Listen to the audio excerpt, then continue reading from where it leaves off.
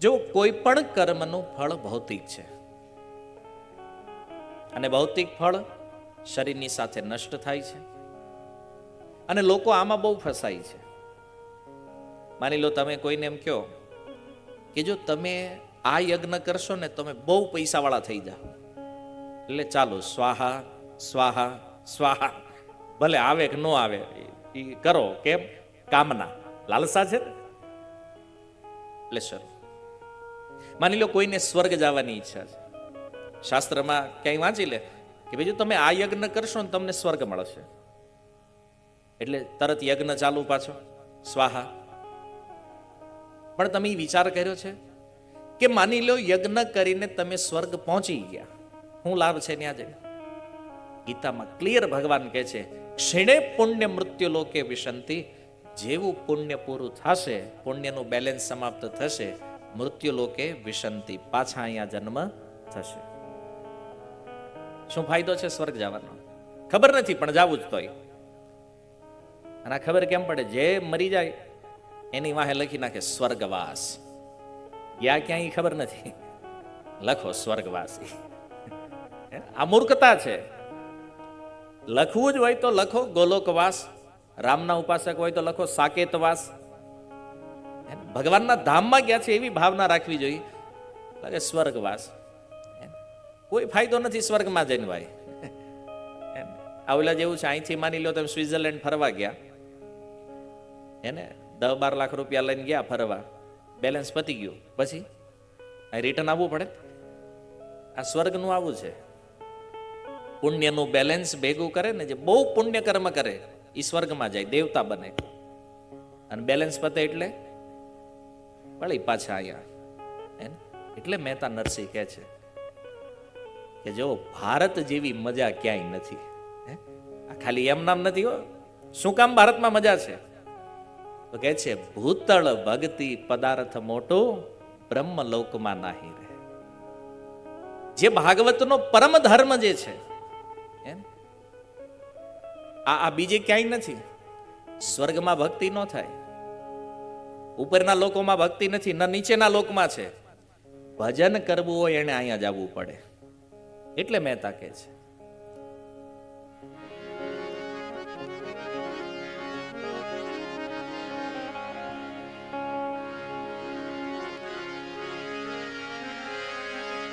આ હરિના જન તો મુક્તિ ન માગે રે.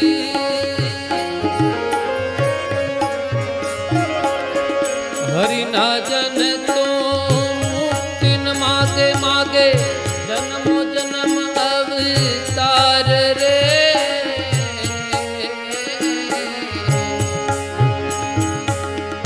નિત્ય કીર્તન નિત્ય ઉત્સવ, નિત્ય કીર્તન નિત્ય ઉત્સવ, નિરખવાનંદ કુમાર રે.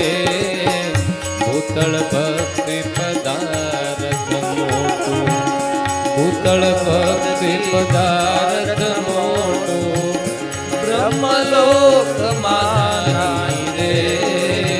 ભૂતળ ભક્તિ પદાર્થ મોટું.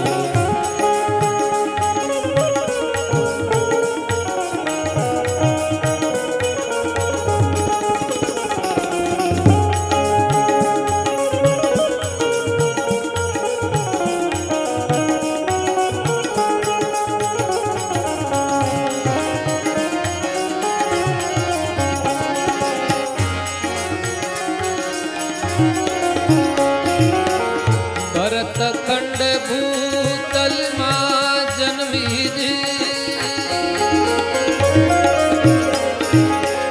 ગોવિંદના ગુણ ગાયા રે.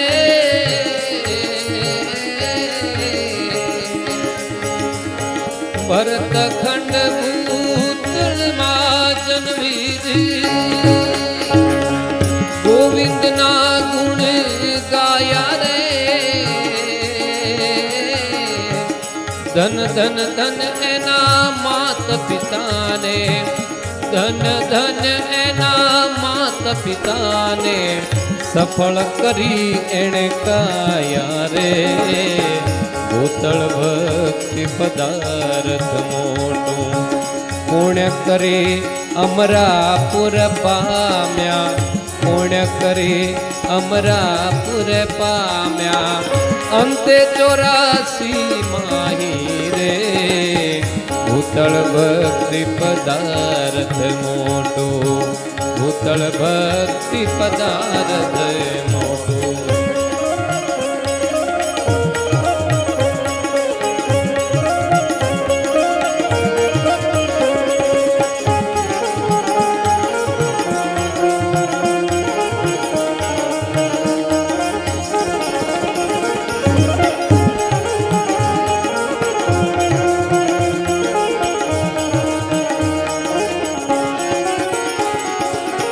ધન વૃંદાવન ધન એ લીલાજી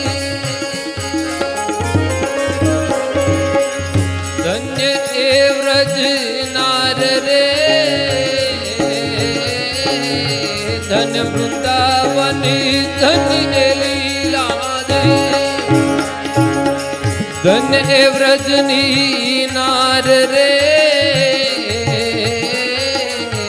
અષ્ટમહાસિદ્ધિ આંગણે ઊભી અષ્ટમહાસિદ્ધિ આંગણે ઊભી મુક્તિ છે એની દાસી રે ભૂતળ ભક્તિ પદાર્થ મોટું ભૂતળ ભક્તિ પદાર્થ મોટું બ્રહ્મલોકમાં નાહી રે ભૂતળ ભક્તિ પદાર્થ મોટું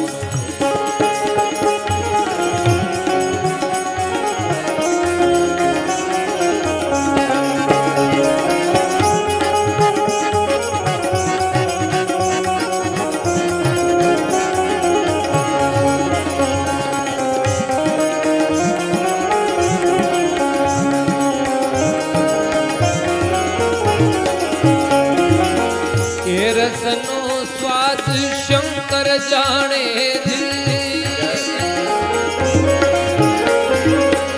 જાણે શુકદેવ જોગી રે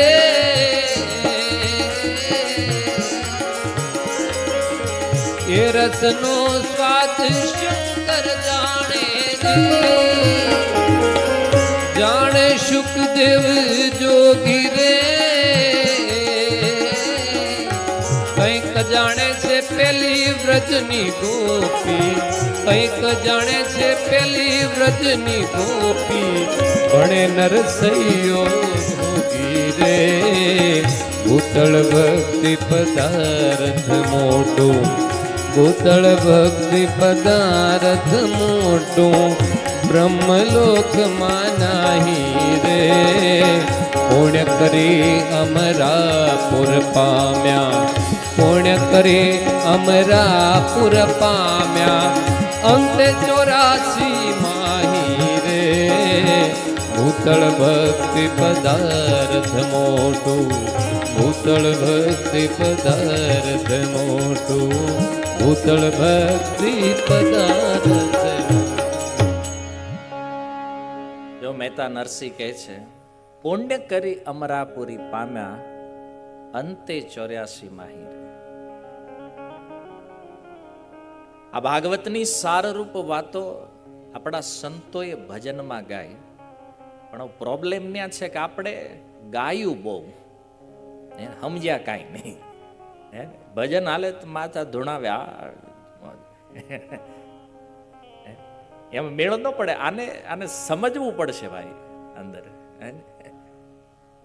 આજે ભાગવતનો સાર મહેતા કહે છે ભૂતળ ભક્તિ પદાર્થ મોટું બ્રહ્મલોકમાં નાહી રે આ બીજે નહીં મળે આ ભક્તિ એટલા માટે દેવતાઓ લાઈનમાં ઊભા છે આ ભારત વર્ષમાં જન્મ લેવા માટે ભાગવતના 5મ સ્કંદમાં છે દેવતાઓ પ્રાર્થના કરે છે પ્રભુ આ ભારત વર્ષમાં જન્મ આપો કેમ શું કરવું છે ને આ જમીનો લેવી છે કે શેર લેવા છે એ કે કાંઈ નથી કરવું તો ત્યાં જઈને કેવલ ભજન કરવું છે એટલે દેવતાઓ રાહે છે અને જો આ ભારત વર્ષમાં આપણી પાસે ઈ છે જે ઓલા દેવતાઓને જોતું છે ને આપણી પાસે છે તો આપણે અહીં શું કરવી જ પાછા? તો કે આપણે ત્યાં જ આવવું છે. આમાં કોઈ ફાયદો નથી. એ કવિએ બહુ સુંદર વાત કરી, જામ પર જામ પીને से क्या होगा, जाम पर जाम पीने से क्या फायदा, सुबह पीओगे शाम को उतर जाएगी. નશો કરે ઘડી કરે પછી ઉતરી જાય તરત.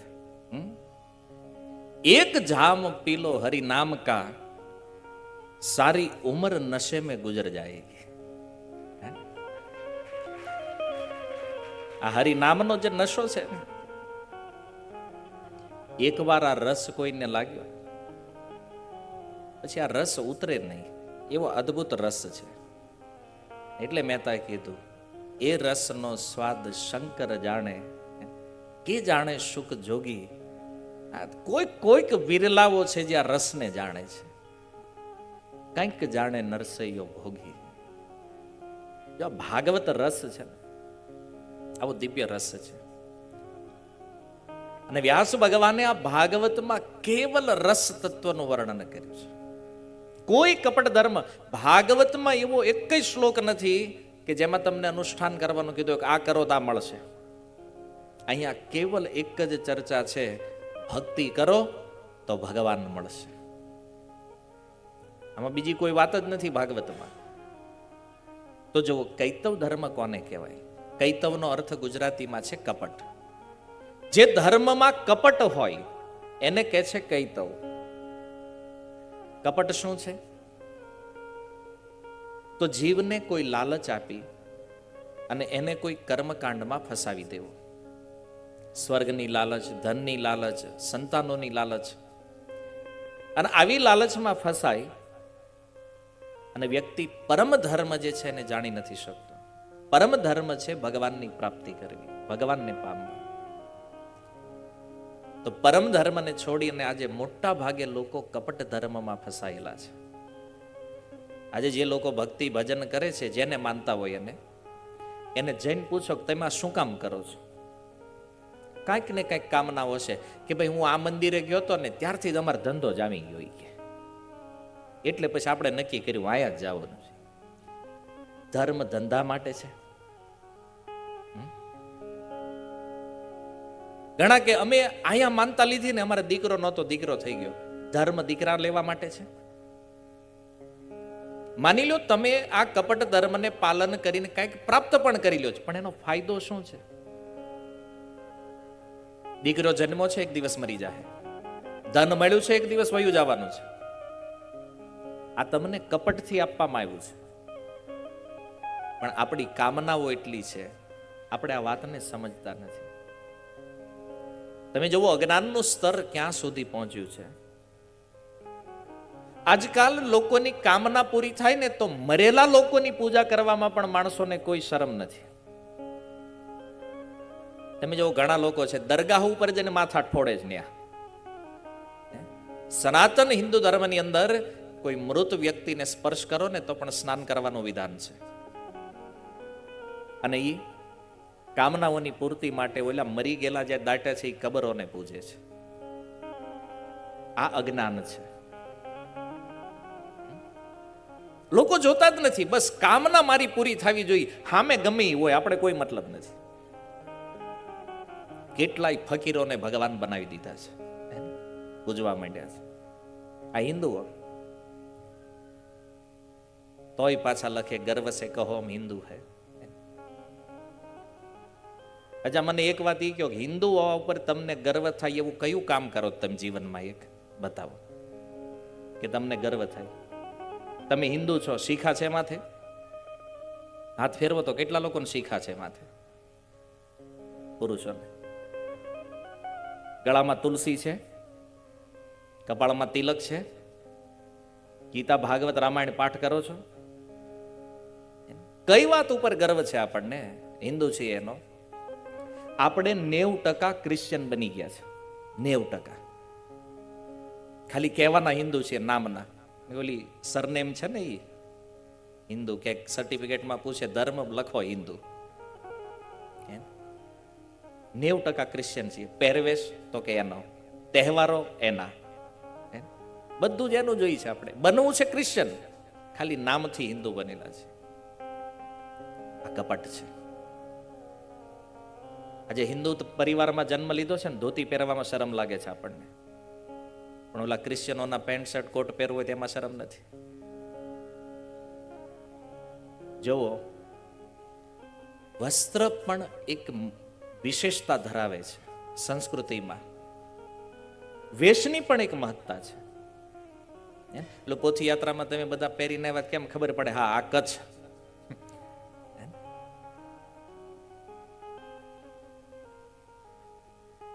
પણ આવું બધું નથી રહ્યું અત્યારે. કેમ? કારણ કે ધર્મના વિષયમાં આપણને કાંઈ જ ખબર નથી. આજ તમને પૂછવામાં આવે ધર્મની વ્યાખ્યા શું છે, અહીં જેટલા લોકો બેઠા છે એને કાગળને પેન આપો અને કે બધા લખો ધર્મ શું છે. હું ગેરંટી આપું છું બધાના જવાબ જુદા જુદા હશે. બધાના ધર્મની માન્યતાઓ જુદી છે. ધર્મ કોને કહેવાય? કહે છે ધર્મમ તુ સાક્ષાત ભગવત પ્રણિતમ. જે ભગવાન બોલે છે ને એ ધર્મ છે. ગીતામાં જે કહેવામાં આવ્યું છે એ ધર્મ છે. ભાગવત જે બોલે છે એ ધર્મ છે. રામાયણ જે કહે છે એ ધર્મ છે. આપણા મનગઢત ધર્મની વ્યાખ્યાઓ નહીં કરી શકીએ આપણે. ધર્મની વ્યાખ્યા શાસ્ત્ર કહે છે ધારયતિ ઇતિ ધર્મ. જેને ધારણ કરી શકાય એ ધર્મ છે. ધર્મને ધારણ કરવો પડે. પણ આપણે શું કરીએ છીએ? જ્યારે જ્યારે તકલીફ આવે જીવનમાં આપણે ધર્મને ત્યાગ કરી દઈએ છીએ, ધર્મ છોડી દઈએ છીએ. અને એટલા માટે શાસ્ત્ર કહે છે કે ધર્મો રક્ષતિ રક્ષિત. જો તમે ધર્મની રક્ષા કરશો તો ધર્મ તમારી રક્ષા કરશે. પણ આનાથી આગળનું વાક્ય સાંભળો, આટલું તો બધાને ખબર છે. આનાથી આગળ શું કહે છે શાસ્ત્ર? કહે છે કે તમારા દ્વારા વિનષ્ટ થયેલો ધર્મ એક દિવસ તમારો નાશ કરી નાખશે. આ પૂરો શ્લોક આ છે. આજે તમે જોવો કે હિન્દુ મંદિરો તૂટે છે. શું કામ? આપણા દ્વારા નષ્ટ થયેલા ધર્મનું પરિણામ છે મંદિરોનું તૂટવું. વસ્તુ સમજવી બહુ જરૂરી છે. પ્રાય કથાઓની અંદર હું એક વાર્તા, એક સ્ટોરી કહું છું. આ ધર્મના તત્વને, ધર્મનું તત્વ તો બહુ ગુહ્ય છે, પણ ધર્મ જીવનમાં શું કરી શકે? જો એક ગામ હતું, બ્રાહ્મણોનું ગામ, અને ગામમાં બધા અગ્નિહોત્રી બ્રાહ્મણો નિવાસ કરે છે. એક દિવસની ઘટના, એક બ્રાહ્મણની સ્ત્રી ભૂલથી યજ્ઞની વેદીમાં થૂકી. ભૂલથી થૂકાઈ ગયું એને, અને જોયું કે થૂક જે છે ને સોનામાં પરિવર્તિત થઈ ગયું, સુવર્ણમાં. હવે એને જોયું કે યજ્ઞમાં થૂકી ભૂલથી અને આ સોનું થઈ ગયું. એને સોનું લીધું, મનમાં લાલચ જાગી. યાર યજ્ઞ વેદીમાં જો થૂકીએ ને તો આમાંથી સોનું મળે. પછી એને પાડોશીને જઈને કીધું કે હવન કુંડમાં થૂકવાથી સોનું બને છે. પણ તમે જો વિચાર ઈ છે, સિદ્ધાંત ધર્મ ઈ છે કે હવન કુંડમાં ક્યારેય થૂકાય નહીં. આ ધર્મ છે. પણ સોનાની લાલચમાં ધર્મને છોડ્યો. પછી તો બીજીએ ત્રીજીને કીધું, ત્રીજીએ ચોથીને. આખા ગામની સ્ત્રીઓએ આ ધંધો ચાલુ કર્યો. રોજ હવન કુંડમાં થૂકે, સોનું બને, વેચે, ધન આવે, પછી તો જલસા ચાલો. એક બ્રાહ્મણની સ્ત્રી પતિવ્રતા આ બધી સ્ત્રીઓના ઐશ્વર્યને જોયું એટલે એણે એના પતિને પૂછ્યું કે હું આ કામ કરું? તો એ બ્રાહ્મણે કીધું જો આ ધર્મથી વિપરીત છે, ન કરવું જોઈએ. પતિવ્રતા સ્ત્રી પતિએ ના પાડી એટલે એને કર્યું નહીં, પણ ઓલું અંદરથી ચિંતા ને તે દુબળી મંડી થવા દિવસે દિવસે. રોજ વજન ઘટે થોડુંક, 100 ગ્રામ 200 ગ્રામ. એટલે બ્રાહ્મણે વિચાર કર્યો કે આમ નામ રહે તો આ મરી જાય. એટલે નક્કી કર્યું કે આપણે આ ગામ જ છોડી દેવું છે. પોતાનો સર સામાન બળદગાડીમાં મૂકીને જેવા ગામથી બહાર નીકળ્યા, પાદર પહોંચ્યા અને આખું ગામ ભડકે બળવા માંડ્યું. ત્યારે સ્ત્રીએ પૂછ્યું કે આ શું થઈ રહ્યું છે? બોલે જેટલા જેટલા બ્રાહ્મણોએ સુવર્ણની લાલચમાં પોતાના ધર્મનો ત્યાગ કર્યો છે એને તો મરવાનું નક્કી હતું, પણ આપણે ધર્મની રક્ષા કરી છે ને. આપણે જ્યાં સુધી ગામમાં રહેતા હતા ત્યાં સુધી આ લોકો સુરક્ષિત હતા, અને જેવું આ ગામ આપણે છોડ્યું ને તો જે ધર્મનો એને નાશ કર્યો છે એ જ ધર્મ આજ એનો નાશ કરી નાખ્યો છે. આ ધર્મ છે. જીવનમાં પ્રાણ આપીને પણ જો ધર્મની રક્ષા કરવી પડે ને તો પણ ધર્મની રક્ષા થવી જોઈએ, ધર્મનો ક્યારેય ત્યાગ ન કરવો જોઈએ. વિચારો, એ આપણા જે પૂર્વજો છે એને પોતાના પ્રાણ આપ્યા છે.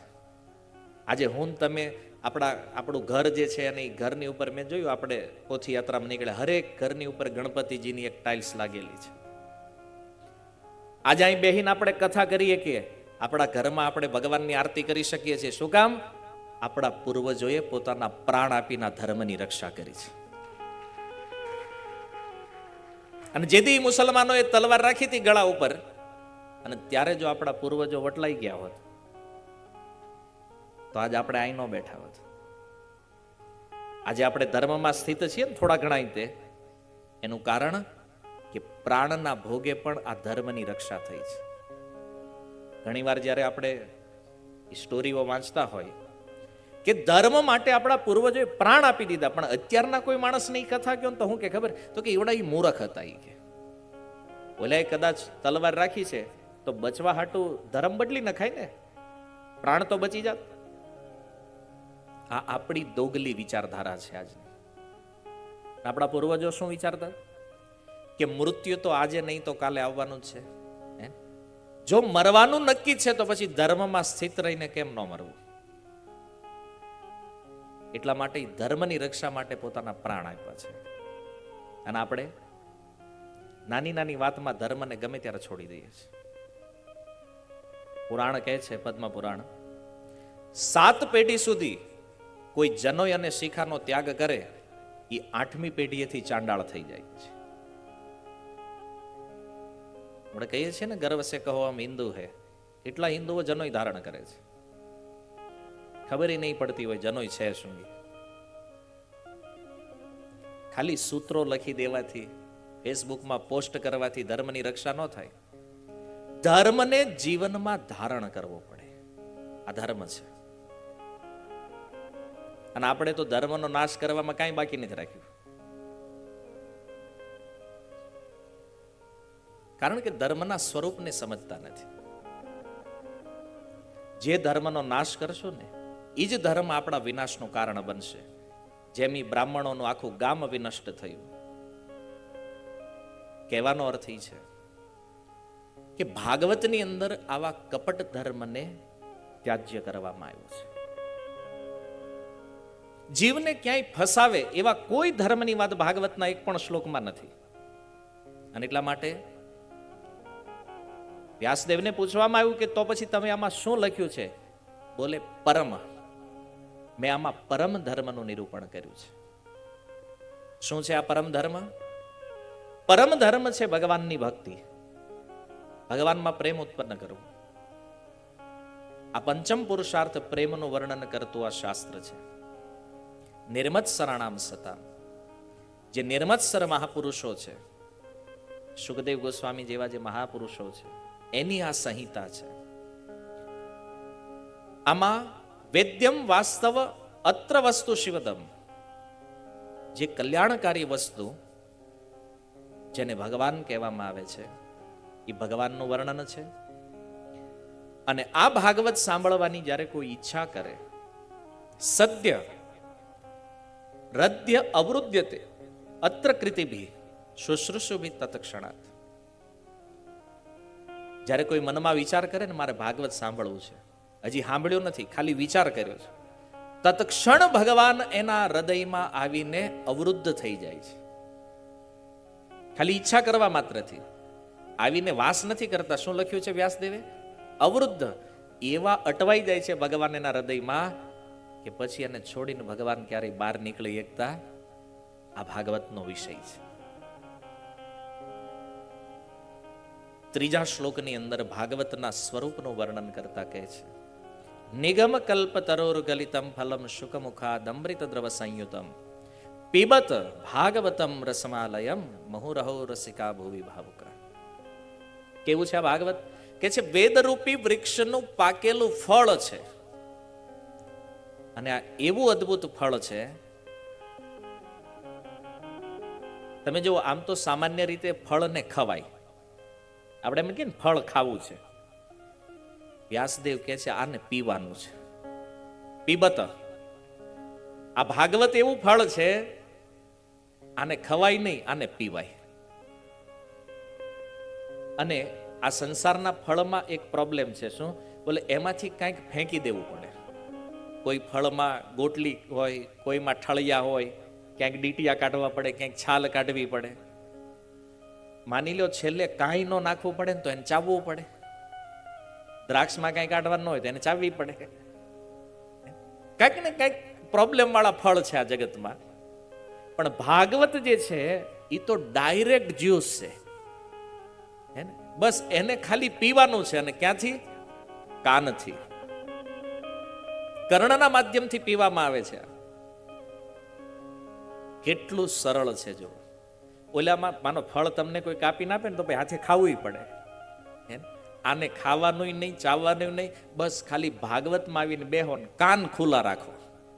આંખ બંધ થઈ જાય ને વાંધો નહીં, કાન ખુલ્લા હોવા જોઈએ. તો કાનના માધ્યમથી પ્રવિષ્ટ કર્ણરંધ્રેના આ રસ જે છે, દિવ્ય રસ, એ હૃદયમાં ઉતરે.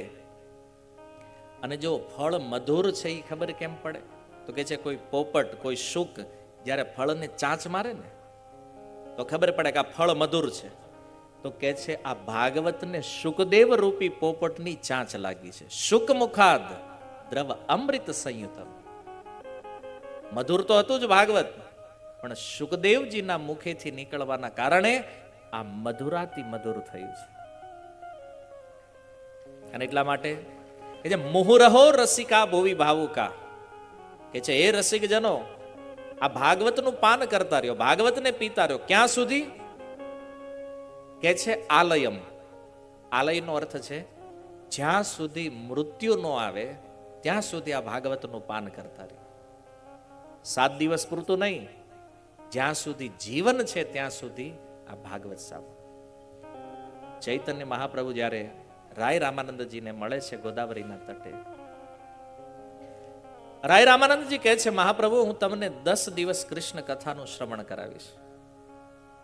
ચૈતન્ય મહાપ્રભુ ઉત્તર આપતા કહે છે 10 દિનેર કા કથા જાવત આમી જીવન. એ રાય રામાનંદ તું 10 દિવસની શું વાત કરે છે? મારી તો ઈચ્છા છે કે જ્યાં સુધી હું જીવું તારા મુખેથી કૃષ્ણ કથા સાંભળતો રહું. આ ભાગવત છે, આ દિવ્ય રસ. મૃત્યુ પર્યંતાનું શ્રવણ કરતા રહ્યો.